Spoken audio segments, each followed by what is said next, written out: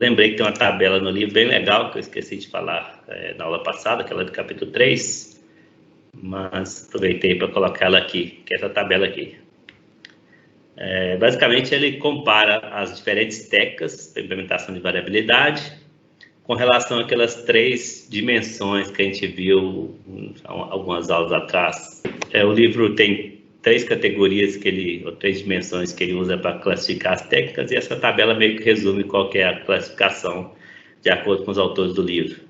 Ele coloca uns asteriscos que ele dá umas explicações, tipo, o design patterns pode ser compile time, pode ser em tempo de compilação, também pode ser em tempo de load, mas normalmente é em tempo de load, tempo de carregamento ou de execução.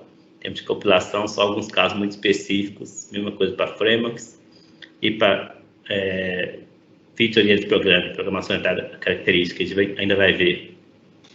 E programação orientada a aspecto, que é o tema da próxima aula, assíncrona, ele diz o contrário. Geralmente essas técnicas aqui são em tempo de compilação, mas em alguns casos elas podem ser em tempo de carregamento também. Então ele coloca os asteriscos para explicar isso. Ele explica na seção que ele apresenta essa tabela, que está aqui na bibliografia, seção 3.3. Eu coloquei o asterisco só para lembrar de falar que, apesar do livro colocar ambos aqui, é mais comum para esses 2 primeiros casos ser em tempo de carregamento e para esses 2 últimos casos ser em tempo de compilação. E coloca load e runtime como se fosse, se ela é para tempo de execução, ela também é tempo de carregamento, ou vice-versa. Se ele coloca em tempo de carregamento, ela também é variabilidade em tempo de execução. Ele não faz a distinção entre load time e runtime. Ele explica lá na seção direitinho. Não vou me estender muito nisso, não. Ele classifica também na segunda dimensão aqui, que é se é suportado pela linguagem, ou se é suportado por ferramenta, ou se é ambos. É o mesmo caso.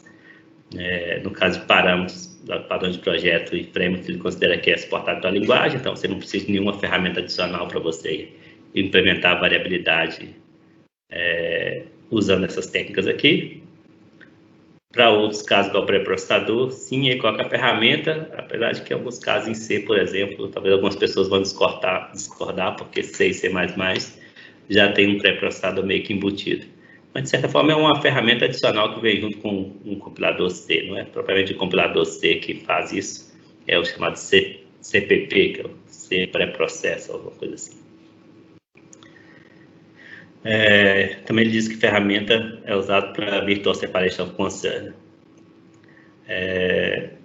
E em termos de representação, ele separa entre as que usam anotação e as que usam composição. Por exemplo, de parâmetros que a gente vai ver hoje, anotação, compilação condicional ou pré-processador, também a gente vai ver hoje.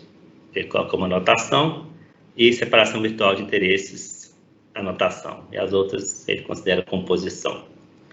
Nós que a gente viu praticamente todos isso aqui, ouviu, vamos ver na disciplina, né? Então, parâmetros e pré-processador a gente vai ver hoje, em mais detalhe. Padrão de projeto, a gente já viu em uma das aulas, né? Pelo menos alguns padrões do Gamma, pode ser usado para implementar variabilidade.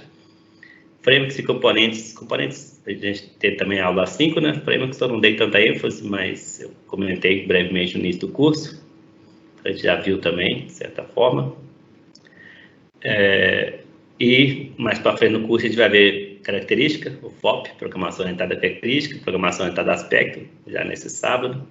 E só isso aqui que eu não vou abordar no curso diretamente, mas vai ter um artigo sobre separação virtual de interesses, que já é daqui 2 semanas, eu acho. Acho que na semana que vem, não, na outra.